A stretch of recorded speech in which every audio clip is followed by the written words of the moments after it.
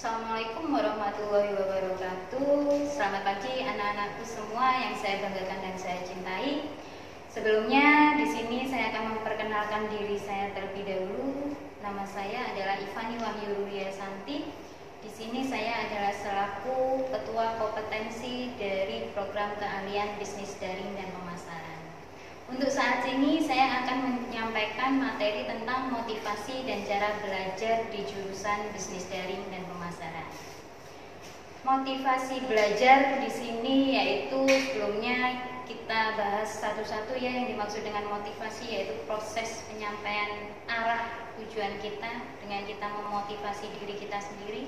Belajar sendiri adalah merupakan suatu aktivitas mental atau fisikis yang dilakukan oleh seseorang sehingga menimbulkan perubahan tingkah laku yang berbeda antara sesudah belajar dan sebelum belajar.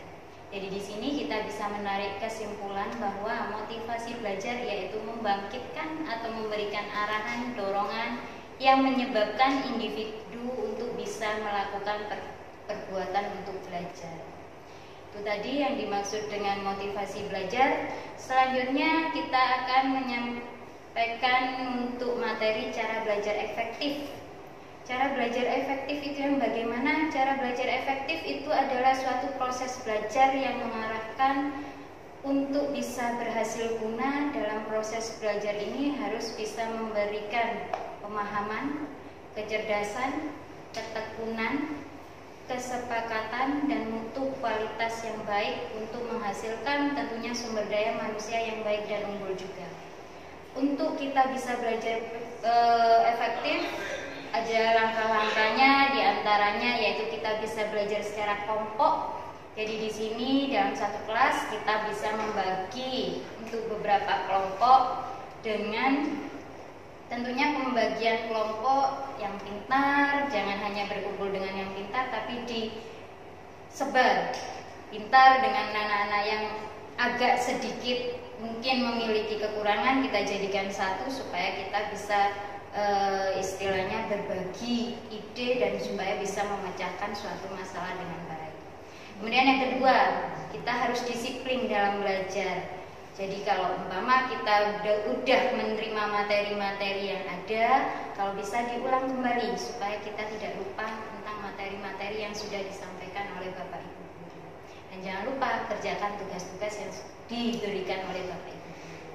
Yang ketiga yaitu kita harus bisa mendengarkan penjelasan-penjelasan Bapak Ibu guru yang disampaikan dengan baik, dan jangan lupa kalian semua jangan malu untuk bertanya kalau memang kalian belum mengerti tentang materi yang disampaikan oleh Bapak Ibu guru. Dan yang keempat yaitu menggunakan media belajar yang tepat tentunya dengan sumber-sumber yang qualified pastinya, atau menggunakan sumber-sumber belajar yang relevan. Itulah langkah-langkah supaya kita bisa belajar secara efektif.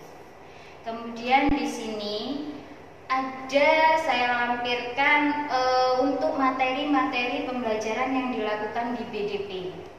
Di situ ada mata pelajaran normatif, ada mata pelajaran produktif, adaptif ya. Yang saya akan terangkan lebih mendalam yaitu untuk materi-materi yang secara produktif. Materi-materi produktif yang nanti akan kalian terima di kelas 1 jurusan BDP yaitu ada Simdik, Ekonomi Bisnis, Administrasi Umum, IPA, Marketing, Perencanaan Bisnis, dan Komunikasi Bisnis. Untuk penjelasannya mungkin saya bisa jelaskan singkat ya. Untuk Simdik yaitu kita membekali kalian semua untuk dapat mengkomunikasikan gagasan-gagasan yang ada untuk bisa dituangkan dalam satu media digital. Kemudian untuk ekonomi bisnis yaitu kita belajar tentang ekonomi terapan ya. Tentunya masalah tentang keuangan, organisasi, pasar, dan lain sebagainya.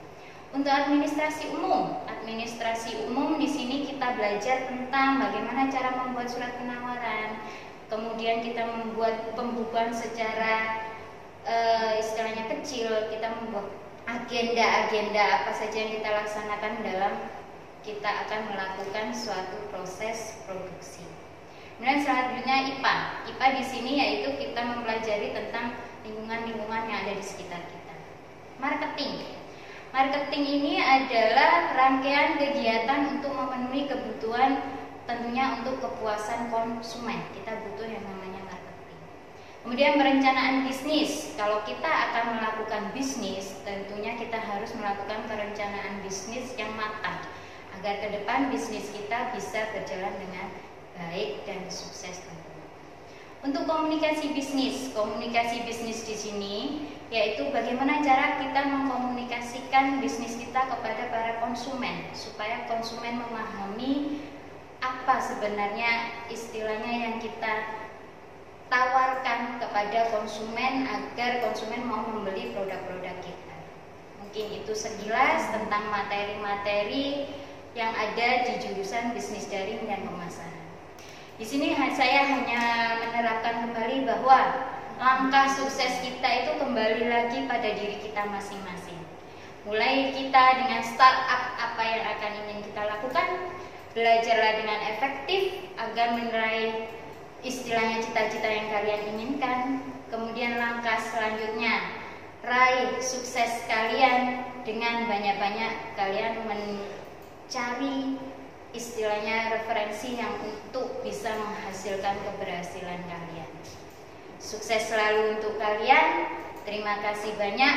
Ini yang bisa saya sampaikan kepada kalian semua. Semoga bermanfaat. Saya akhiri. Assalamualaikum warahmatullahi wabarakatuh.